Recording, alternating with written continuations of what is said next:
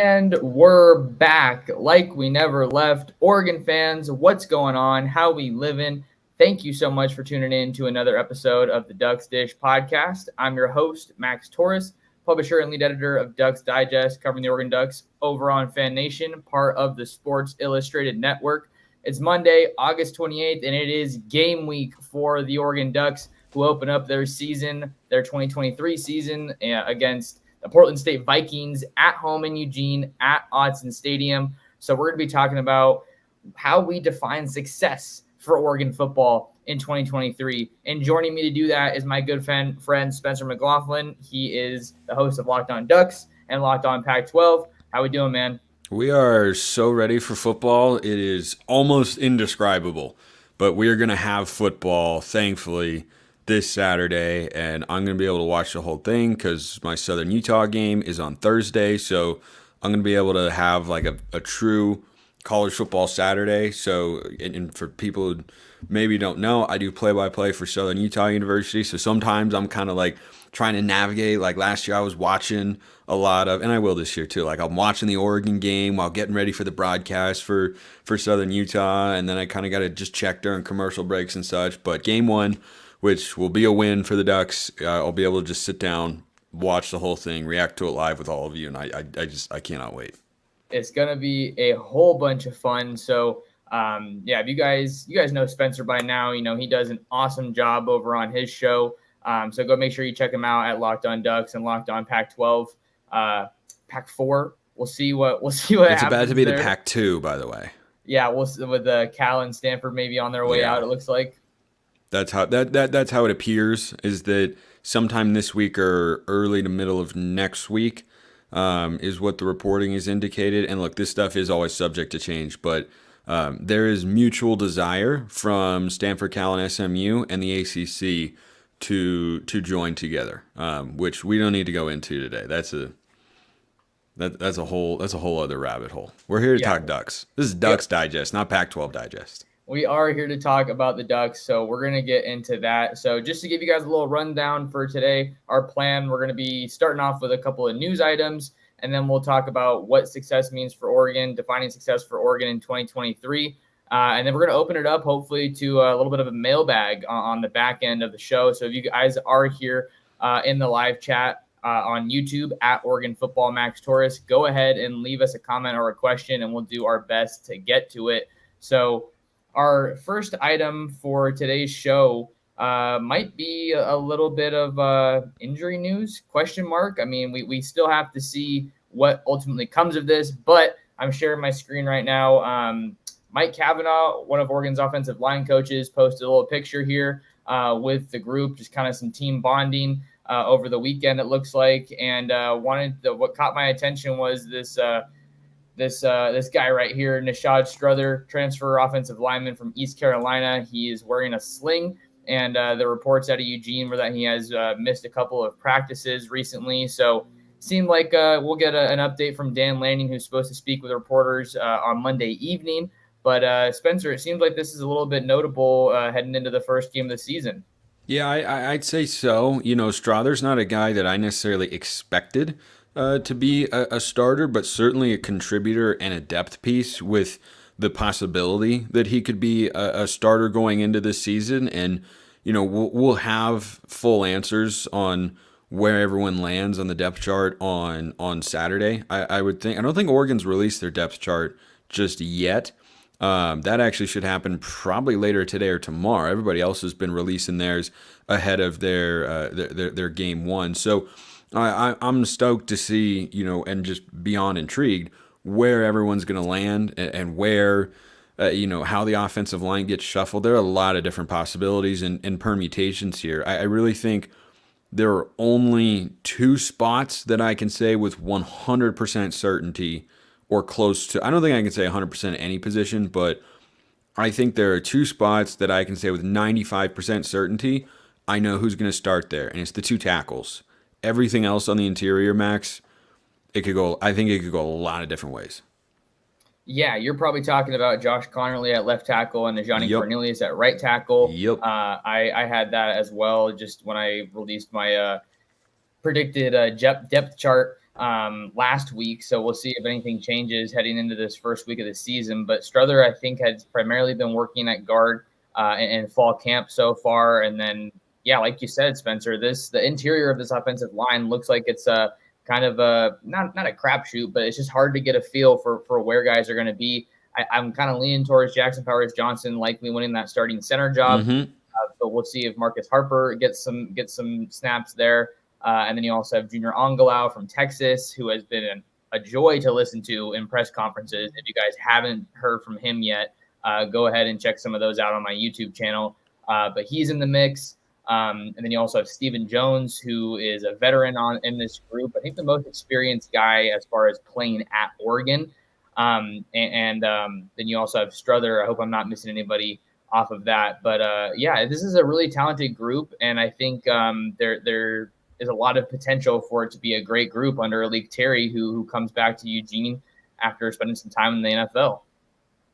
Yeah, I like the Jackson Powers Johnson call from you at center. I think that's the most likely. We've heard, I think, rumblings that Marcus Harper is kind of the backup center going into this year potentially, but that it's most likely going to be JPJ. And I think he's very capable, and he's a guy who was very close with Alex Forsyth when Forsyth was here with the Ducks, and he was, of course, a phenomenal all-conference center for the last couple of years. So I like the JPJ call there. And, as for the guard slots, I mean, Jones was a starter last year, but then when he was out, Marcus Harper was in, and he did more than an admirable job filling in. He was good. And then you have Junior Angalau, who was a 4-star recruit, 4-star transfer, a lot of experience coming over from Texas. And then you just toss in a bunch of other names like Nishad Strother, perhaps, or does Davey Uli make a jump? He's seen more snaps, I think, than most Oregon fans would probably realize. But, I mean, if I had to go, across my best guess, given the Strother injury, I think Jones and Angalau are probably your two starting guards. I think Harper is probably your first offensive lineman off the bench. Strother would be in there as well. Iuli, Feope, Lalaulu is probably your backup left tackle. George Silva, probably your backup at right. Those two could maybe be flipped, but Feope, I think, has had snaps at left tackle when called upon in the last couple of years. So that'd be my best guess. I think we'll see all these guys and maybe more on Saturday against Portland State. Hopefully that game gets out of hand quickly and without any major injuries. But I am excited to see this group and a lot of other young guys as well. On the defensive side of the ball, you talk about the defensive backs who are just filled with young guys all over the place. Some running backs. I think it'll be a really, really fun game to watch and kind of examine, okay, who had snaps, who looked good, who did well, who might be, a player for the future. Yeah, so we'll hope to get some of those questions answered along the offensive line in particular when the Ducks take the field on Saturday against the Portland State Vikings. So don't want to make too much of this social media picture. I'm sure that Landon will get asked about it, like I mentioned, tonight when he meets with the reporters, but certainly something worth monitoring, seeing that he was one of those guys they got out of the portal and someone who probably projects to have a relatively significant role for Alik Terry and Mike Cavanaugh along the O-line here in 2023. Other news item that we're going to get to open up today's episode of the Ducks Dish podcast. It's a new week of college football, week 1, which means that we have new Heisman odds courtesy of FanDuel. So wanted to just hop into these real quick and just get some of our thoughts here, Spencer, on what these odds are looking like. Not anything super surprising. Caleb Williams, the USC quarterback and reigning Heisman Trophy winner, comes in with the highest odds at plus 500. But you got Bo Nix and another Pac-12 quarterback and Michael Penix Jr. in the mix, narrowly edging out Bo Nix in the odds. But what are we thinking here, man? Best quarterback conference in the country, and it's not even close. That is, I think, pretty unquestionable and undeniable at this point. I mean, you look at, are those the top, 10 odds guys for the Heisman preseason? And these are all quarterbacks. You've got 3 from the Pac-12, and no other league has got more than 2. I don't think. I'm trying to just like live tally this up, but I mean, it's Pac-12, SEC, Big 12, ACC, ACC, Independent, Three from the Pac-12, ACC. 3 from the ACC. But the lineup of quarterbacks below those top 3 are much stronger in the Pac than in the ACC. I am curious that there's not a single non-quarterback on here. It is a quarterback world. It's a passing game, football now offensively, but I'd watch out for Blake Corum at Michigan. I think that's a name in the Heisman right now. The problem is he's got a dynamic number 2 back in Donovan Edwards, but if they unleash Blake Corum, he can be that sort of guy who's the centerpiece. Like I think he's a more important piece to Michigan than J.J. McCarthy, who I think is good. I don't think he's that good. Like I would not bet J.J. McCarthy to win the Heisman. I would bet everybody else on this list before J.J. McCarthy, and that includes Quinn Ewers, who I'm not particularly high on compared to some other people. But I think that Corum is a guy that can be really productive, can be really dynamic, and is going to be on a very, very good football team. And we know that that matters, right? It's always the best player on the best team, usually, unless you have a year like Caleb Williams did last season. I don't think he repeats as the Heisman Trophy winner. I think there are too many talented players in the country for that to happen. But Bo Nix has got a shot. I mean, there's a world Oregon has to make the playoff, but hey, Josh Pate thinks Oregon's making the playoff, so it's not like it's out of the realm of possibility here that it would be the shocker of all shockers to see Oregon make the playoff in 2023. But I don't think a successful season for the Ducks has to include Bo Nix being a Heisman finalist, but Wouldn't hurt. Yeah, no, it wouldn't hurt, but it'd be like a nice cherry on top. But a successful season for the Ducks looks like getting back to the Pac-12 championship game. I wrote about this over at 750 The Game. You can check it out on the website over there. As I kind of dip my toe into your world, Max, doing a little bit of writing this year, and I think that if Oregon is going, or if Bo Nix is going to be a Heisman winner, Oregon has to make the playoff. Like he won't put up the stats that are so absurd that he just has to be the best player in college football, like Caleb Williams a year ago. Bo needs the story, Bo needs the team, but the team is capable of doing that. So never say never.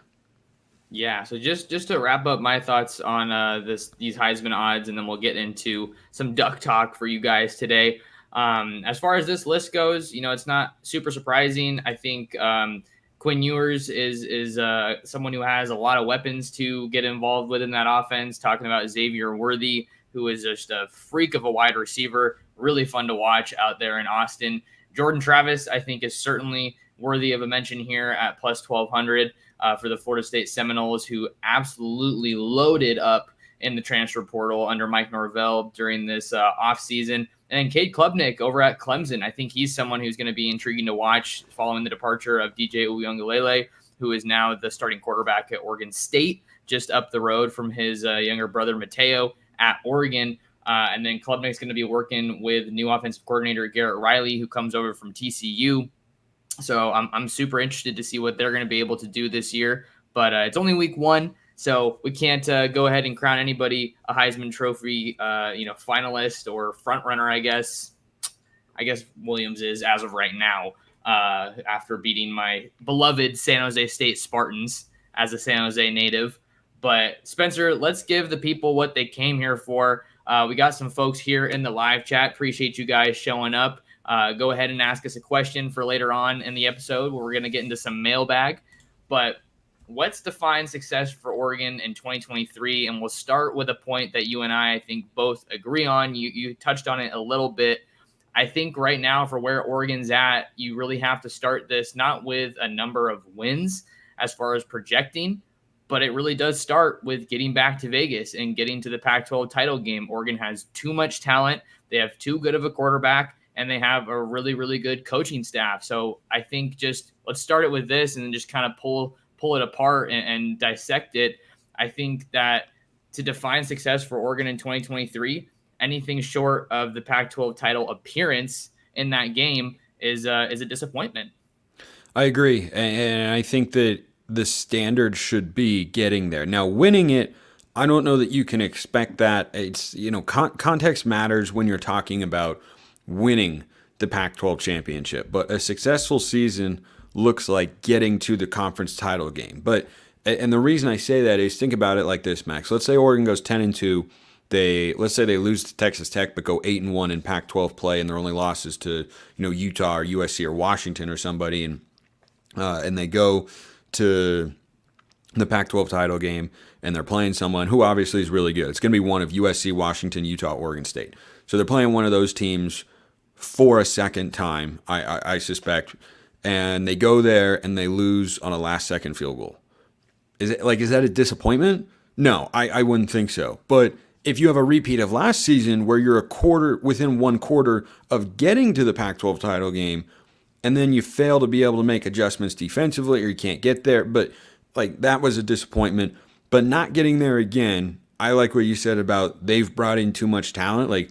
It's not just a top 10 high school recruiting class, which frankly isn't going to make, the biggest impact until 2024 and beyond. A couple guys will, but the portal class is also top 10 in the country.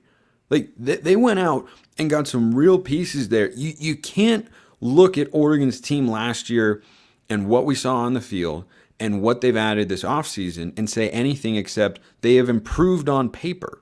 So if you improve on paper, but the results don't get any better, that's why I define not getting the conference title game for a second straight year after they've done it each of the previous 3 seasons, really 2, but each of the past couple seasons going into last year, that's why I define that as an unsuccessful season, because you want to see improvement, growth, right? Dan Lanning had a good first year, but it wasn't great. And what you want to see from a young first-time head coach is the same thing you want to see from any program. You want to see progress. And look, Oregon had a higher starting point than some programs, like a Mike Norvell at Florida State, for instance, started at a lower spot and has built it up. Their preseason top 10 this year. They had a 10-win season, right? 10-win season for Oregon last year didn't feel the same as a 10-win season for Florida State. So I think that you want to see the progress there. Give yourselves a chance to win the conference title and go out there and give it your best swing. But if they were to go out in the Pac-12 championship game and then have a repeat of 2021, yeah, that would be a disappointment, because you have the talent on your roster on both sides of the ball to be competitive with anybody in this league. And I can live with, it's not fun, but I can live with competitive losses. I can't live with uncompetitive losses. That's why 2021 was such a disappointment. It's like, wow, we beat Ohio State, but then we got trounced by Utah, not once, but twice.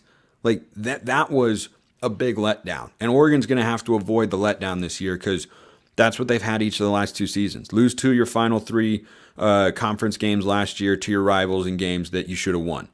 2021, lose 2 weeks or lose twice in a 3-week span against Utah in blowout fashion, and not ever really come close to a Pac-12 championship. So that's what I think the next step needs to be, is by the end of the year, Oregon has to be able to be competitive and play their best football or close to it.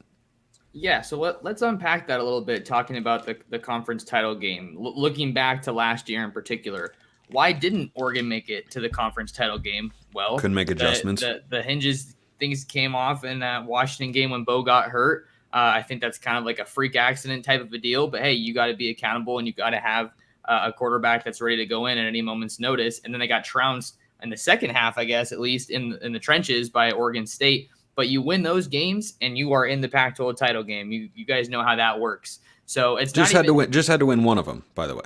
Sure. But they were both incredibly winnable. That was the point I was making. Oh, yeah. They should have won both games. They had the ESPN win percentage that gets tracked in the app. Oregon was a 90% or greater chance to win both of those games.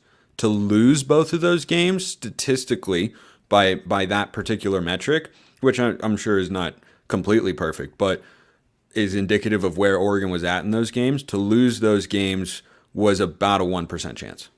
Exactly. Yeah. So you're making my point for me right there, Spencer. So I think it's kind of a 2-part thing I want to talk about here. It's not even just that Oregon needs to be able to finish games in the 2023 season. I think that's going to be a big part of what makes them successful, and kind of the part of the gap that we see between the good teams and the great teams, being able to finish games, not let your opponent stick around. I'm thinking about the Cal game last year, 42-24. I don't think that was a crazy close game, but I was at that one and I was like, dang, they're kind of sticking around for a little bit here.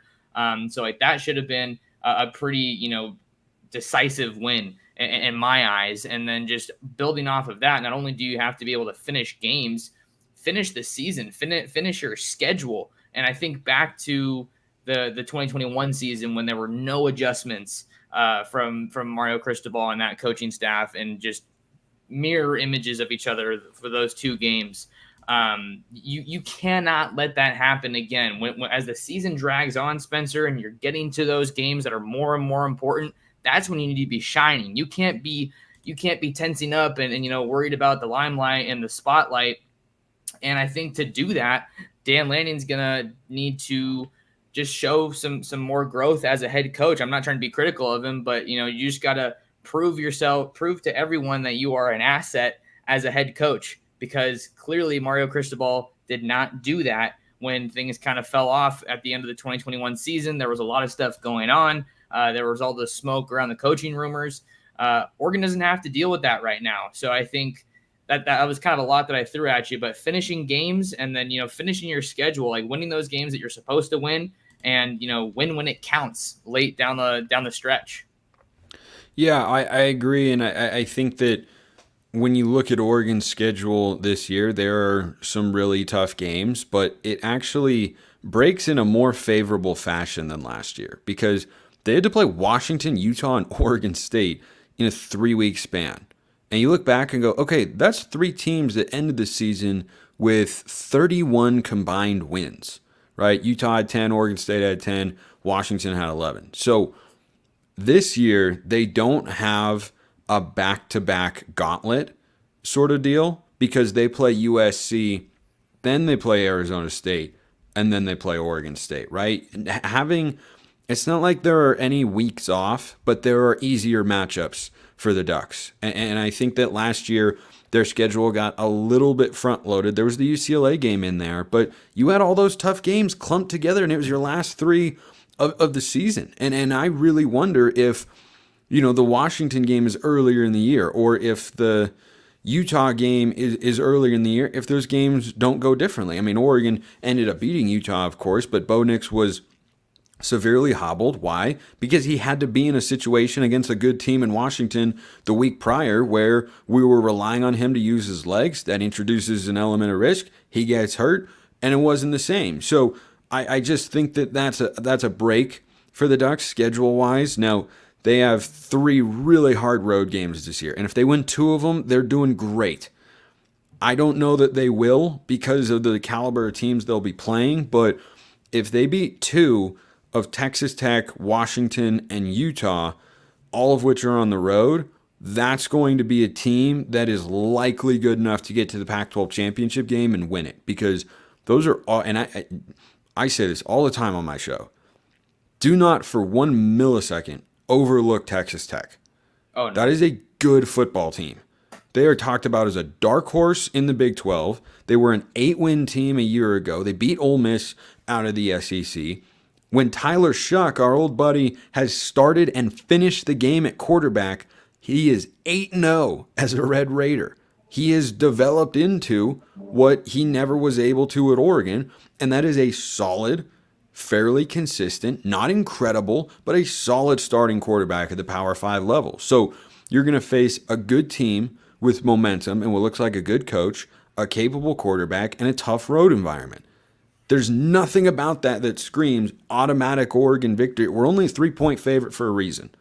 And I know being a favorite on the road is, still indicative of, hey, the betting markets think Oregon's the better team here. And if this were at Autzen, the line would probably be closer to 7 or 8.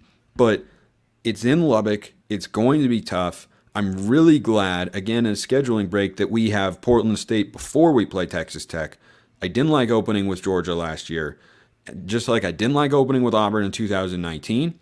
I think if we have a game to get, kind of work the kinks out and everything in 2019, I think we beat Auburn. We outplayed them for 3.5 quarters, but we just weren't quite firing on all cylinders, and as a result, we ended up dropping that game, which stunk. But I think that Oregon has got the schedule that is good enough to where if they go 1 loss or run the table, they're in the college football playoff. But it's also tough enough to where you have to expect that I don't see a perfect season here. I think the ceiling is 11-1. But I think the floor is certainly a single digit win season. I don't think it's 10 wins as a baseline. I think the schedule has got some breaks, but there are some really, really good football teams that they're going to play this season. Yeah, there's one thing that we can definitely say, Spencer. It's that Oregon's going to be battle tested, I think, this season. If, in the event that they do get to the playoff, I think that's obviously a huge part of the resume, right? Is strength of schedule and what you're able to do. And I think a big part of how we're going to define success this year, maybe not a huge part, but one that I'm kind of growing more passionate about and more interested in. You kind of got to it a little bit, talking about kind of some of their stretches here, is winning on the road. I think that is very indicative of a strong program. I think the game that really showed me that this Dan Lanning team is capable of winning on the road last year was that game against Washington State. I think that was one that was really encouraging and showed me that he has a good handle on this team when they were able to go out to Pullman and pull out a 44-41 win. Mace Funa had that pick six that really kind of sealed the deal. But like you said, they do have some really tough games where they have to hit the road out to Lubbock. I think that's one that should not be taken lightly at all. I think that's kind of the growing narrative as we head into the start of the season for Oregon, but also going on the road out to your neck of the woods, out in Utah, to face the back-to-back Pac-12 champions and Kyle Whittingham and the Utah Utes. That's a game that should be circled every year. And just talking about those games, going out to Seattle, we haven't even talked about going out to the desert to face Kenny Dillingham and the Sun Devils, whose one year self-imposed bowl ban was an interesting development over the weekend. But we don't have to get into that. Just talking about how important it is to win on the road.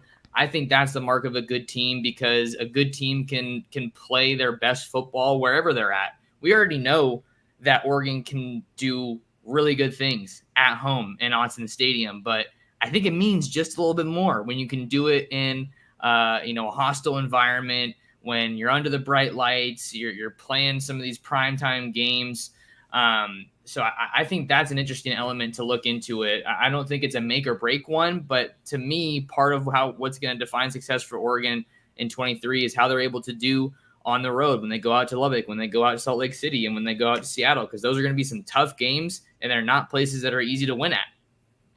Yeah, they are tough, and I think that the true measure of a team is how can you be away from home, because if you're only good at home, then you can't just look at your schedule and say, well, every tough road game is going to end up being a loss. And I think in conference play, you look at the Washington and the Utah games. We've talked about Texas Tech as well. Those are going to be really, really good barometers. I'm excited for the Tech game on multiple fronts. Number one, I think it's going to be a really fun, entertaining football game. Number two, I respect Texas Tech. I think they're a solid brand that is doing a good job with their coach, Joey McGuire, going into his second season as well, trying to build on the momentum that he captured last year for the Red Raiders. And number three, it's going to give us an idea of how good Oregon can be this year. Because if we go in there and we scrape out a win, then we'll be feeling like, okay, this team can win games, but we're definitely not running the table here. But if we go in and we lose by 10, then it's like, okay, something's off, and changes got to be made to the scheme, or so. Like they better start playing better football, or this could get ugly in the Pac-12 compared to what our standards and expectations are. But if we go in there and we win by 2 touchdowns, then we'll be coming out feeling, okay, that's a good football team that we just beat on the road by 2 scores. I don't know that will happen. I think Oregon can win the game, absolutely, but if they go in there and they, are really in control for basically the entire game, and then they walk away with a 2-touchdown, 17-point win, then I'd feel, okay, now it's Pac-12 title or bust, because that's what the team is clearly capable of. So I like that they have that game early in the year. It also gives them an opportunity to play a tough road game before they have to play a couple notable ones in conference, right? If Texas Tech was at home and you didn't really have a tough road game until you went at Washington in week 7 after the bye, I don't know that I like that as much. But having that Texas Tech game, I think, is really important. I think it's really good and should be fun, and I'm excited for it to get here. And it's next Saturday, Max. It is. Yeah, I like the point that you were getting at, and I was kind of thinking here as we talk about road games and Oregon having to go out to Lubbock. I really feel like it kind of gives me a little bit of sense of balance when you're looking at last year's schedule in the non-con versus this year. I think you see that Portland State game, and you're like, wow, great job, Oregon. You're scheduling Portland State. But those games are important, right? Because you just said it yourself. What if Oregon did have a tune-up game before they faced Auburn? I think the really good teams, maybe you can make the argument they wouldn't need or shouldn't need a tune-up game, but I think that that's still something that you'll take, right? You're not gonna pass up on that. So the fact that they have that tune-up game, they're able to go on the road to kind of just see what things are like, see how this team responds in that kind of environment, going out to the Lone Star State. And football is like religion out there. Everybody knows that. I certainly felt that vibe when I was out there for the Adidas All-American Bowl in January. But yeah, love that they have that road game to get tested a little bit, and you come back home to face Hawaii before you kick things off with the Pac-12 slate against Coach Prime and the Buffs. We've been talking about some big picture, kind of more general or broad items, but I want to hone in here a little bit before we get to the mailbag portion of our show. We're getting some questions in the live chat, so appreciate you guys that have already done that and asked some questions. Keep them coming. Spencer and I will do as much as we can to answer those. Let's talk about the defense, because in my mind, I think that the defense needs to take a sizable leap from year one to year two under Dan Lanning in order for Oregon to have a successful season. You're looking at the pass rush, which is going to be heavily involved with Jordan Birch, Mateo Uyunglele, Mace Funa, guys like that, Popo Amavai. I think that all those guys, Brendan Dorless, they're going to play a huge role. But let's just talk about how this defense has so much talent, under-delivered last year. But if they can take a good step forward and kind of show us, like, they're not going to be the Georgia defense of 2021, right? Or maybe even 2022. But if they can just capture some of that fire, Spencer, some of what made Dan Lanning special, what made him such an attractive head coaching candidate for Rob Mullins, I just think that if they can capture some of that and look more like the 2019 Oregon defense, then you're in a pretty good spot, and you're in a good shape to really be competitive and make some noise this year. Well, the 2019 defense would be outstanding because that's probably the best defense, at least statistically, Oregon has had in the last 15, 20 years. I mean, I can't think of a unit that was as good as that one. I mean, their stats were really, really good, and their personnel was really, really good. So I think that would be pretty outstanding for the Ducks, given what we know they have offensively, assuming Will Stein is as good of a coordinator as we suspect he is capable of being. Then I think that'll be more than enough at that end or on that side of the ball. And if the defense can be good, and we saw the other day, I don't know, were you there when Lanning was not too keen on answering more questions about the defense?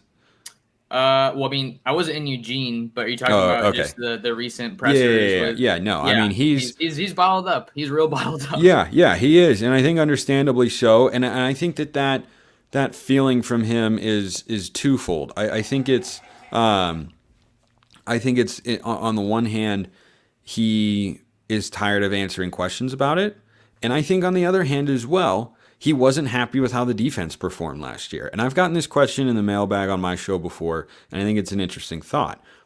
Did Dan Lanning go for it on fourth down as often as he did last year because he trusted his offense and he didn't trust his defense? Maybe. I think that's a possibility. I think there is an element of young coaches tend to be very aggressive going for it on fourth down, but I also think that if you trusted your defense more, you probably would punt against Washington if you'd been able to get stops. But guess what? We couldn't stop Washington. And for some reason, we weren't able to stop Oregon State either.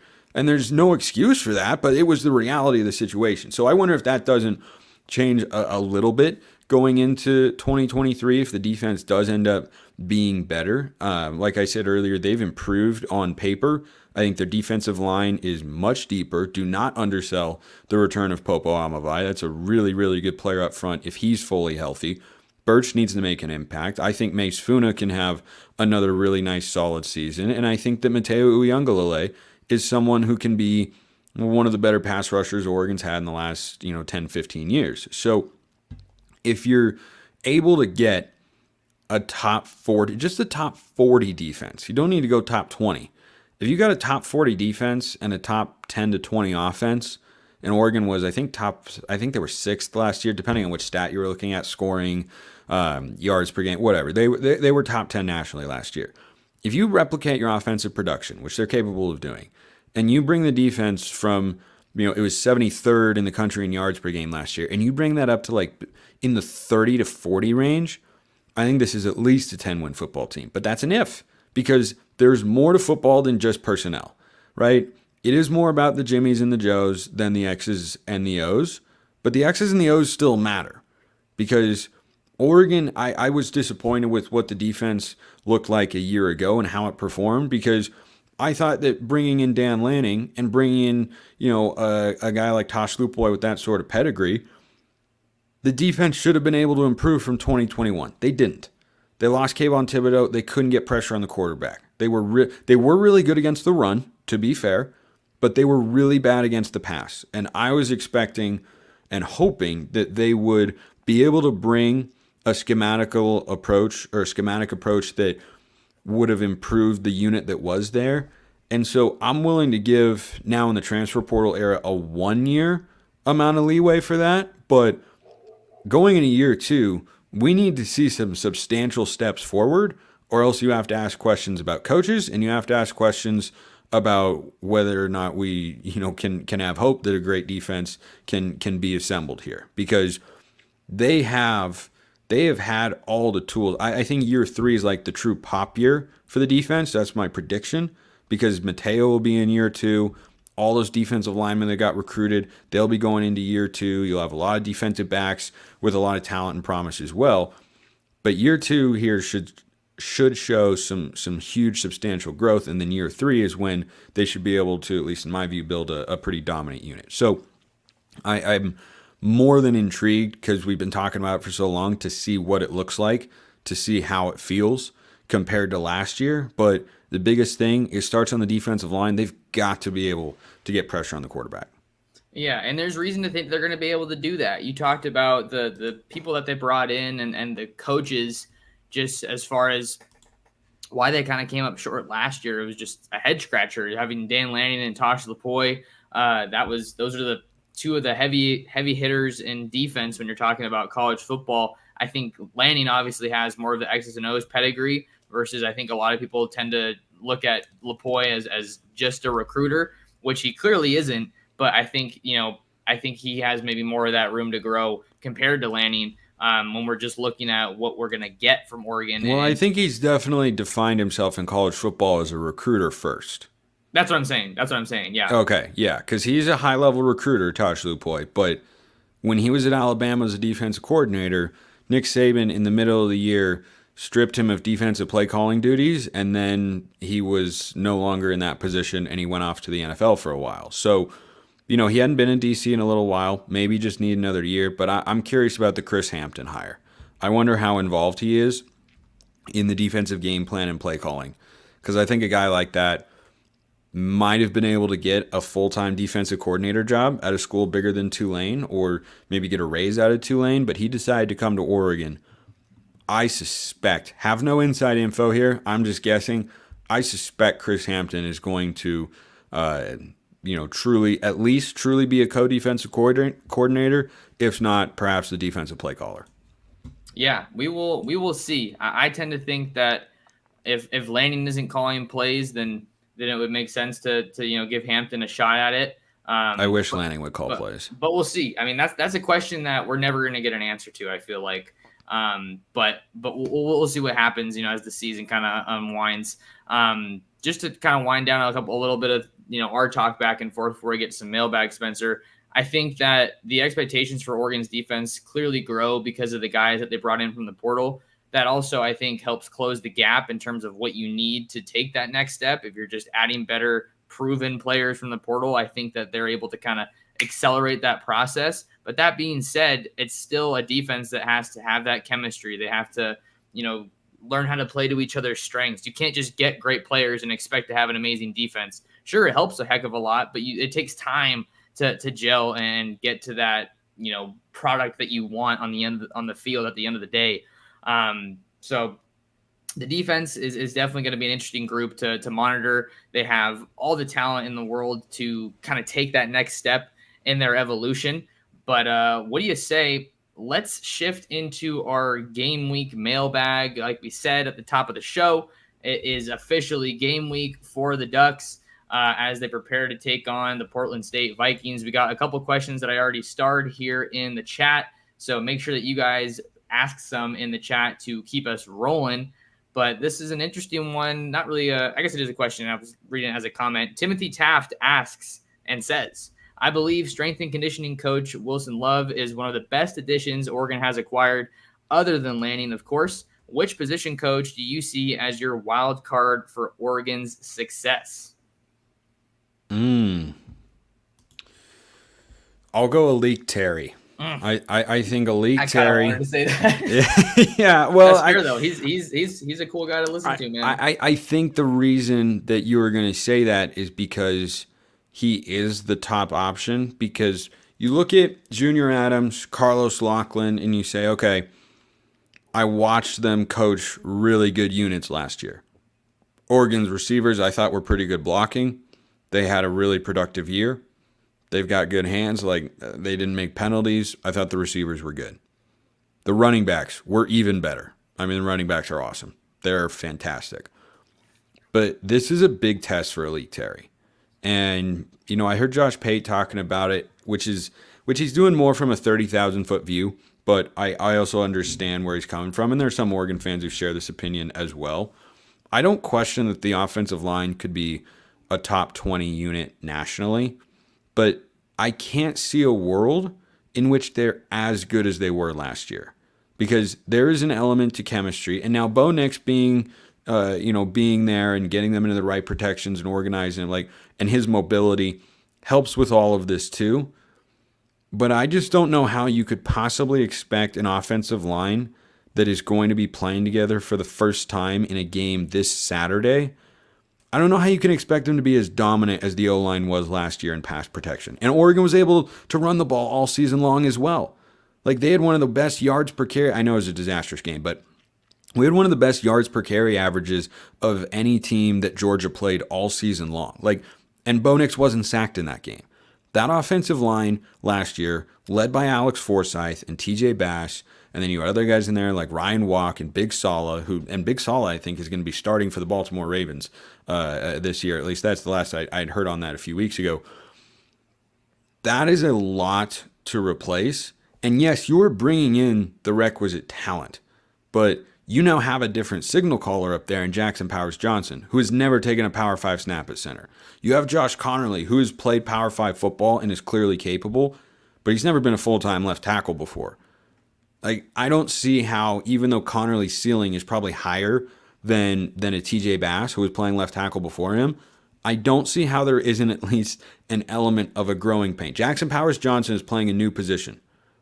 He has never taken a snap at center in his college career. Just to check that, Go Duck says he had 44 snaps at center last year, so he's not completely brand new at the college level. But I see 44 is a very small number, and it's hard to see. And also, how many of those snaps were in high pressure, high leverage situations? That's fair. They turned to walk when Forsyth was having his back spasms. I was just saying he's not, and he played it in high school too. So different deal. But I see your point. But you're gonna have Connerly starting for the first time. Again, immense talent, but he hasn't played down after down after down against Power 5 competition before. He's come in select moments and been a part of a jumbo package.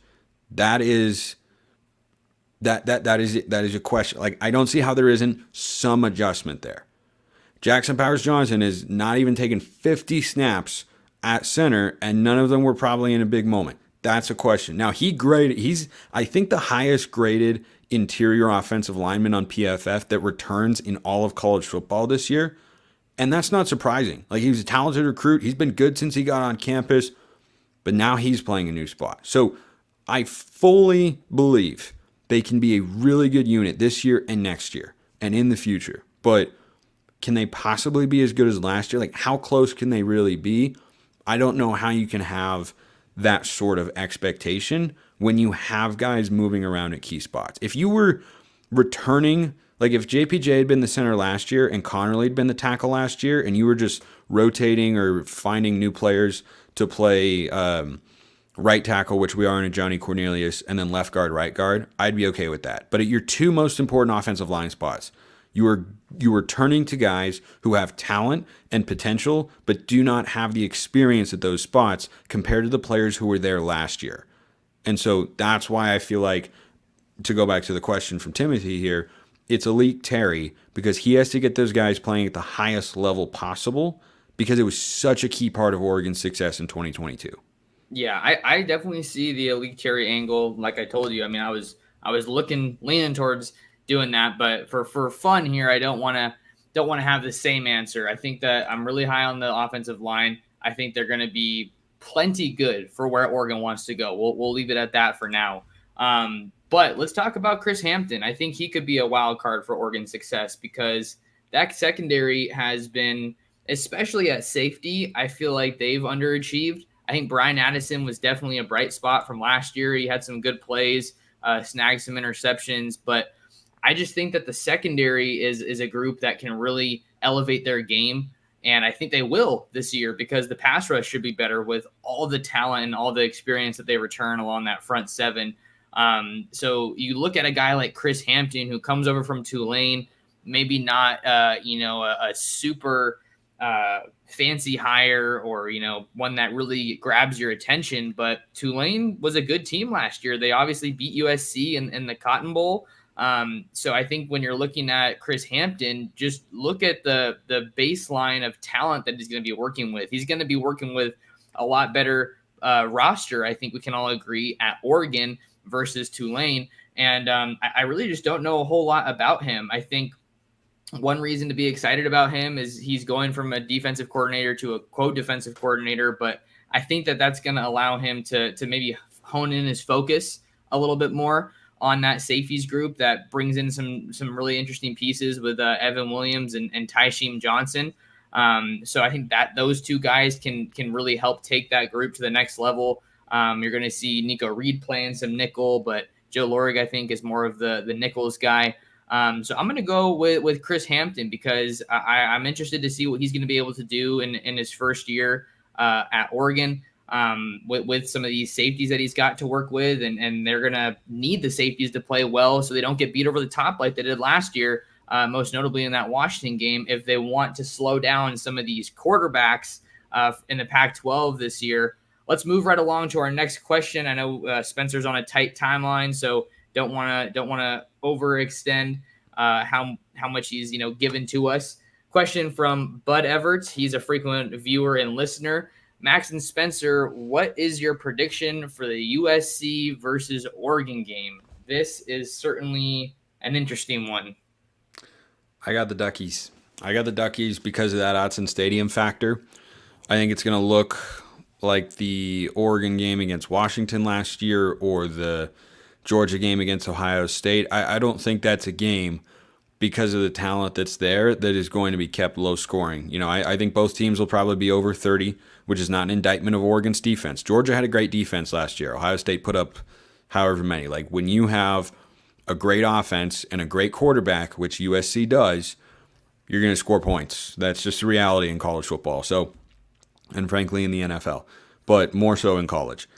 I think that Oregon is capable of winning that game. I think the biggest thing that'll kind of determine whether or not they're able to control USC enough is how well they're able to run the football. And I watched USC allow almost 200 rushing yards to San Jose State. Now, a lot of that came from the quarterback, but there were some big plays from the running backs, and USC's got better personnel than they did last year, but I still just don't trust Alex Grinch, and I think that when you look at the way Oregon has got a deep lineup of running backs, if Bo Nix is healthy, I think we'll be able to run the football a lot. And it'll look a lot like the Washington game last year, but this time I think Oregon is going to be able to squeak it out. So give me the Ducks by probably less than a touchdown in that one. But I think our ability to take the football and run out the clock like we did against Utah last year, I think that's kind of what you end up with. But always good to hear from you, bud. He's an everydayer of mine, too. He's a man. There you go. We love that. Love the crossover. I'm going to go Oregon, too. for a couple of reasons. I think that coming off those games against Washington and Utah, and then certainly Cal the week prior, they should be coming off of a win. You're at home where you play at your best. I think that the timing of this game, November 11th, I think Oregon's defense should be a lot more confident and just playing better football by the time USC rolls around. Excuse me. You're already going to have experience going against Penix and rising two of the best quarterbacks in the Pac-12. And I think really what's going to make the difference in this game, you talked about running the ball. I think it's going to be how much you can contain Caleb Williams. And that doesn't mean that you need to sack him every drive. I mean, that's just not realistic. But if you can just, keep hitting them throughout the game, be a pest, be in his face. I think USC's O-line is going to have their hands full with this Oregon defensive line. And they're going to be able to really be an asset in this game, be something that gives Oregon the edge. I think this is also going to come down to big plays and taking care of the ball. That's usually how it works in these big games that are going to be probably pretty close.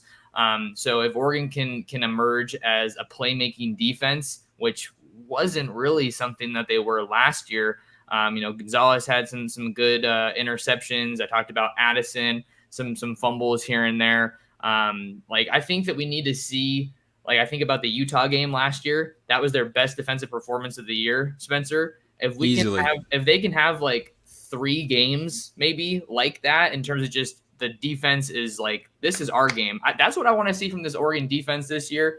If I'm on that side of the ball, I'm saying I'm a little ticked that the offense is getting all that hype, that they're taking all the headlines. We know that Oregon is kind of, looking to be this defensive program since they have Dan Lanning as their head coach, but they need to be a defense that is feared. That's what Evan Williams has talked about this offseason, that's kind of the step that they want to take. And if they can become that, and they can become Caleb Williams' worst nightmare, which is not an easy thing to do, I think that's going to help give them the edge. But I also see this one being decided by a touchdown or less. But I think it's a game that Oregon can win and really needs to win. Yeah, think about this, Max. You know who put up Caleb Williams' worst game of 2022? It was Oregon State.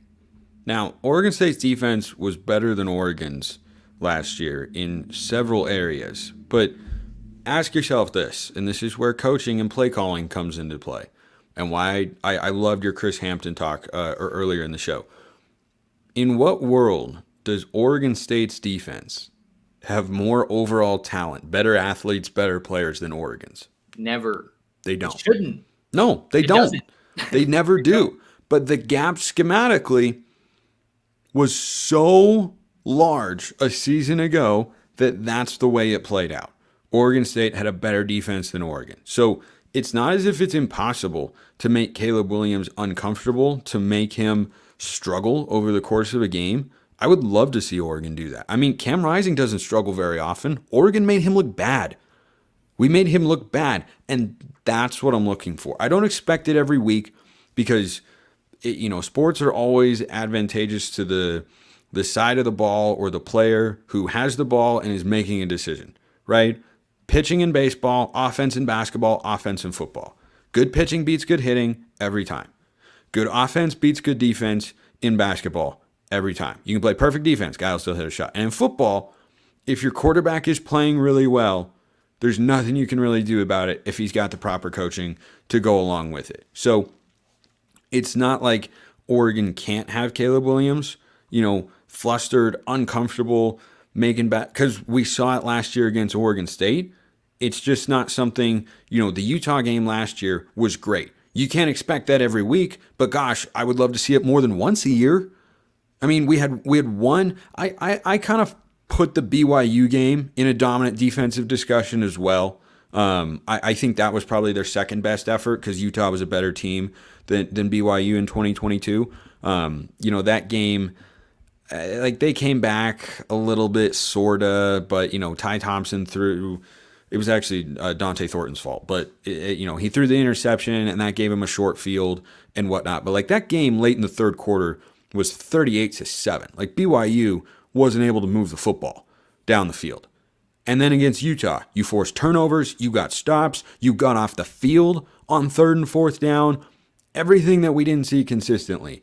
And I don't expect you to be so dominant that you allow 10 points a game to the eventual Pac 12 champions week in and week out. But I would like to see that more than a couple times this year.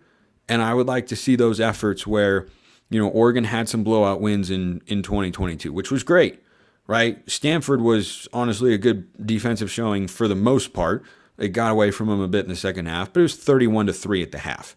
Arizona, Oregon got up big. Cal, Oregon got up big.